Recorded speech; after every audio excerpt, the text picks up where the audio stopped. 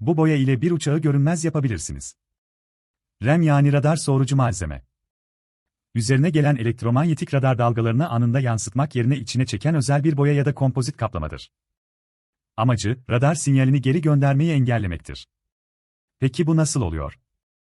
Kaplama, radar dalgasının enerjisini, içindeki demir veya karbon bazlı mikroparçacıklar sayesinde ısı enerjisine dönüştürüyor. Enerji kaybolmuyor, sadece zararsız bir biçime dönüşüyor. Bu sihrin kilit noktası, empedans eşleşmesi adı verilen fiziksel bir prensiptir. RAM'ın yüzeyi, havanın elektriksel direnci olan yaklaşık 377 ohm'a yakın bir dirençle tasarlanır. Bu sayede radar dalgası, sanki bir engelle karşılaşmamış gibi kaplamanın içine girer ve orada emilir.